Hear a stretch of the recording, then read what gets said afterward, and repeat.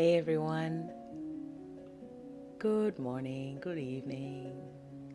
I hope you're doing so cool today. So, my question yesterday was, do you accept yourself fully? Today is session 95. I'm so excited that we're heading towards the 100th session. Hi Pranam Pepe. Hi Jerlyn.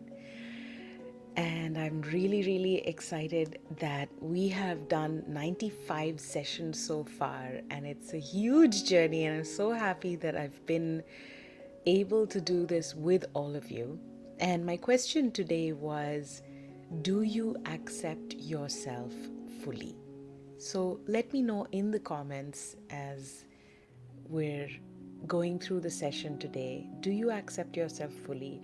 And what is one thing that you've come to accept about yourself? I would love to know. So happy to see Shine, Lakshay, Ashwati, Dara, Jerlin, Palak, so many beautiful people. So today I'm going to share three things that I have come to accept about myself. Some are easier to accept, some are really tough to face. And however, facing these things, head on has been helping me a lot lately, whether it's facing my own mistakes or my own internal prejudice or bias or thinking that is not serving me or weird habits that I have that I should be changing maybe, or just decisions that I could, maybe make better for myself. There's been a lot that I've been accepting. Rushik says, it was difficult to accept myself until a few years ago. I get it. Yeah. So let me know as the session goes on, what's one thing you've come to accept about yourself? So here's three of mine. So, number one, I always think that, yes, okay, now I'm going to start this project or now I'm going to start this, new habit or a new app or whatever it is, and I'm going to be really consistent, yada, yada, yada. I always tell myself that. But I realized actually last night I was up till really late and I was working. I think I did, I don't know, a 16 or 17-hour day. And I was just getting to a point where I said, oh my God, again, like 2 days ago, it was just so difficult for me to get anything done. And today I've done 17 hours of work and it's crazy. And I think I accepted last night that I am someone who does things in spurts. Suddenly, this josh, this excitement, the energy, the drive, this actually insane amount of drive comes through. It just comes flooding in, and I have so much focus and so much, attention to detail and commitment to this idea or this concept that I'm working on. And then on the other hand, there are these long periods of resistance, of just wandering, where I feel like I'm wandering aimlessly. And I guess that's my artistic, eccentric side. I guess I'm built that way. So I accepted that, all right, yes, I get a lot of stuff done, and yes, it happens in big spurts. It's not something that happens super consistently. And I keep trying to be consistent in all these other things, including my artistic things, but it keeps happening in spurts. And what if I just accepted that? What if I wasn't fighting that? I will say, however, the one thing I've been consistent about is keeping it light. Today when I was prepping for session 95, somehow you have all inspired me and encouraged me so much. So thank you for helping me to be consistent with one thing in the traditional sense of that word. So thanks for that. So that's my first thing that I accept about myself. All right. I may not ever be a super consistent practitioner of anything. My excitement comes in spurts. My activity and my focus comes in spurts. Number two, there are some things I feel bad about, but I am not working on improving those things. This was kind of hard for me to accept. to myself, to admit to myself, I'm not sure what it is that I'm afraid of or what I'm resisting, but there are one or two things that I want to get better at in my life, and somehow I just keep putting them off. I don't know if you have something that you have been putting off or you keep resisting. You know that it's going to be amazing for you if you were to keep going or keep trying. And I asked myself, is it that it's not important? Is it that I'm being lazy? Or that I can't let go of this ideal that I have in my head? If it's not important and neither, I work on it, nor I release it, it keeps me in this state of meh, right? So I don't know what the future is for these two things that I want to, improve in my life. But I also realize that I just keep talking about it. I don't actually do anything about it. So I'm not sure. Just accepting the fact that yes, I am procrastinating about this, I'm putting it off, I'm resisting it, I am doing all sorts of things around that. And by the way, you know, fam, I'm not talking about procrastinating, okay, I'll do it next week. I'm talking about things that I want to improve in my life that I have actually consistently over decades not taken care of. So, yeah, that's one thing. And I know what those two things are for me. So, I wonder if there's anything for you that you've had decades to deal with and you just don't deal with it. What is it? Is it clutter? Is it your health? Is it your weight? Is it a particular skill for yourself? Is it a conversation that you know you need to have, but you're letting it go? Is it, I don't know, some sort of decision for yourself that you know you should do, but you keep putting it off? And we're talking about decades worth of procrastination. So that's my second thing. I know what those two things are, and I know how long I've been dragging it out. And I don't have a solution. I'm not saying that today I know that, okay, now I'm going to work on it because of the first point that I'm not really consistent with quite a lot of things. So today I'm in a phase of just accepting it. I wonder if you have something like that. Oh my God, Palak said sleep. Yeah, that's actually a third thing. Thanks, Palak. You just added something to mine. All right. The third thing that I accept about myself today, and actually, this is something I have accepted, and I have also been blessed to have my family and friends accept. I cry a lot. It is my way to express everything from joy to sadness to frustration to loneliness or irritation or unbelievable heart exploding type of joy or love or pain or beauty or inspiration or a sense of being, overwhelmed in either a good or a stressful way. I cry about every single thing. And now, thankfully, over many, many decades, my parents and my partner Steven and my best friends, all of them, they know, okay, if Nettles is crying, everything is just normal. you know, everything is normal. The cool difference now is that I just let the people I love know. I'll usually tell, especially I'll tell Steven or my parents, okay, sometime today I'm gonna cry. You don't need to do anything. Okay, thanks, bye. So I'm seeing a lot of comments there. I'm seeing that many people are the crying types. For me personally, it's a gift. It's such a good way to de-stress, and I am always happy when I hear from my friends or my colleagues that they had a bout of howling. I think it's really, really good for us. And of course, everyone is different. If you're not a person who cries, that's okay. Just make sure that whatever it is you're doing because it works for you. And crying is such a good thing. So, and the thing is, Rohit, my dear friend, who also works with me in Berkeley, he looked at me one day. He said, "You're very efficient with your crying, also, because it'll be like, "Ah," and then, okay, I'm totally fine now." It's like a tap that I just turn on and turn off.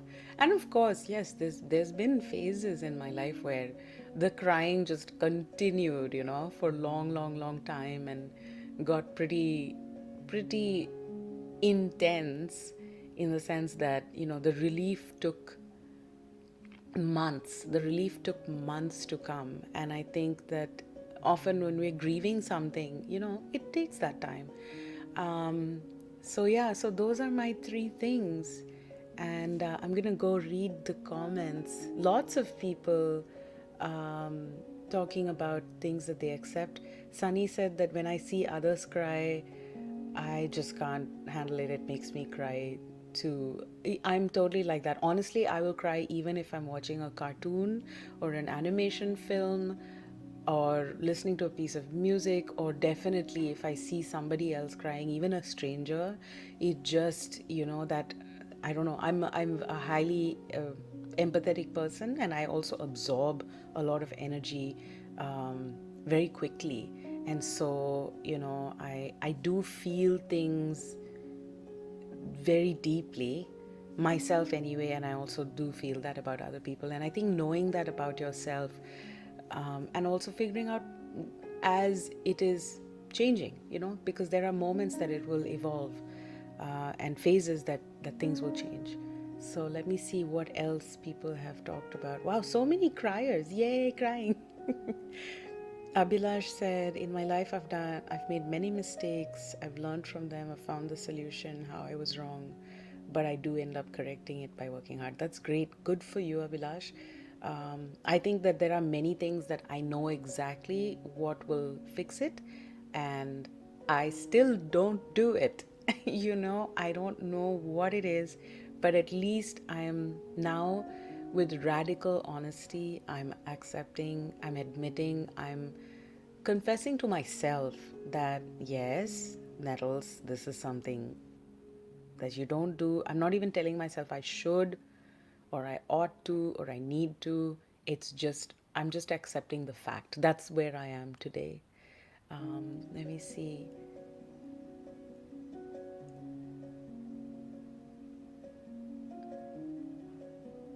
Jerlyn said it's difficult to accept my mistakes. Yeah, I hear you. I hear you on that. I hear you really, yeah, loud and clear.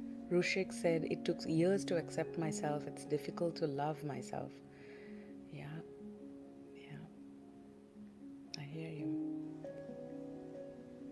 Farhan says self-realization is the starting point. Yeah, cool.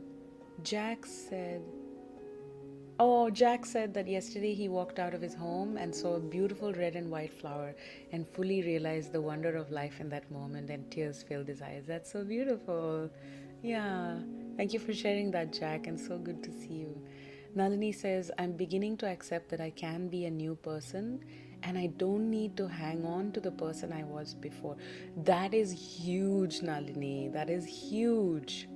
Yes, that is huge. You know, Swara, wow, Swara, I'm so happy to see you. Swara says, I accept that I am different from others. Yes.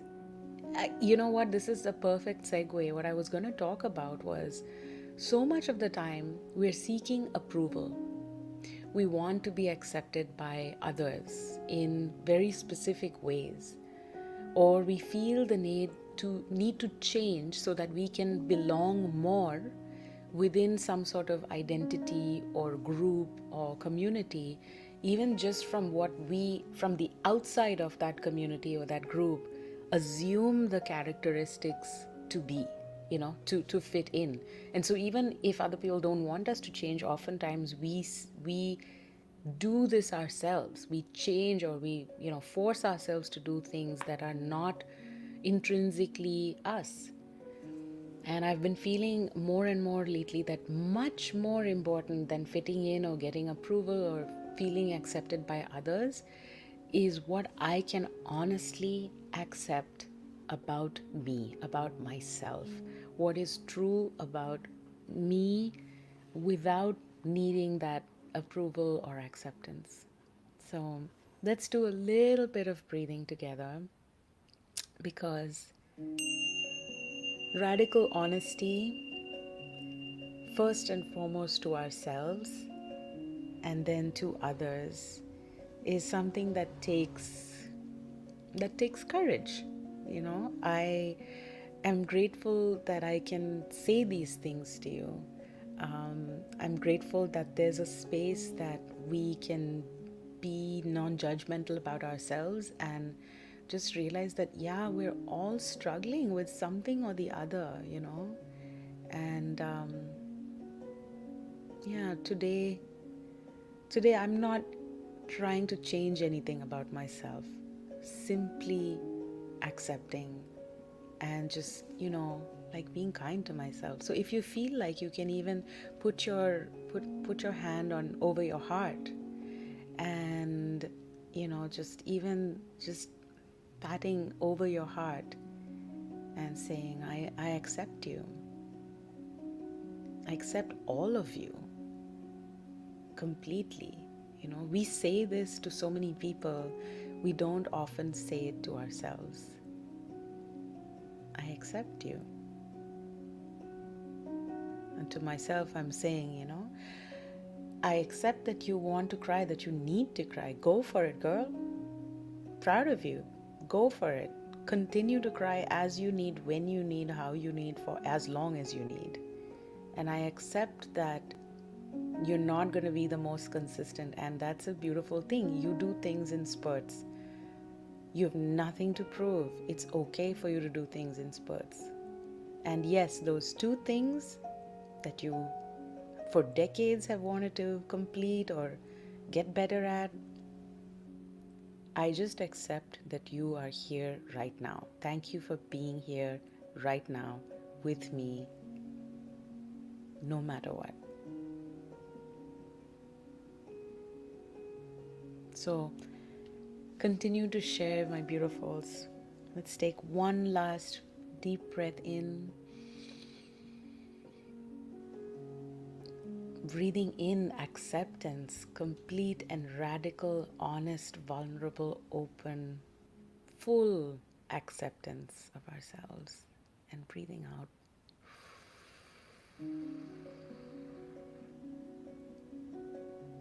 Knowing that no matter what, at least we accept ourselves.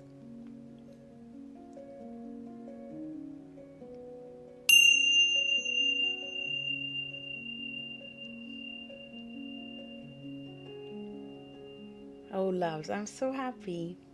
It feels good to just say things out loud. Yeah.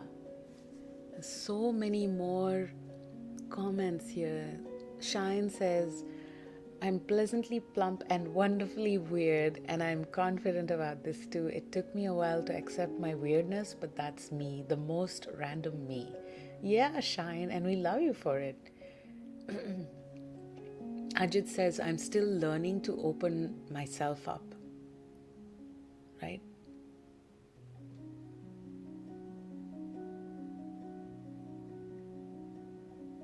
Sunny also says, I found my artistic side and confronted my fears. Every morning I used to go through the visualizations. It made my day more clear and my mind got receptive to new ideas and thoughts. That's great. Yeah. All right, beautifuls. I wish you the best day. Wow, it's Friday. So I do want to share that in a few days, actually, in 5 sessions, today's session 95, so in 5 sessions we're at session 100. It's so cool. It's so cool. The first thing that I've ever been consistent about. So thank you for that. And I have an idea, which is for session 100. My plan is to invite a special guest with the topic keeping it light, meaning what was one incident or one moment or one phase in your life where you chose to keep it light instead of allowing yourself to stay in fear or worry or anger or despair? You know, what was one incident where you chose to keep it light, and how did it shift? How did it turn out? Would you do it again? And was it better for you? Was it better for the people around you? I would love to know. So that is my topic for session 100.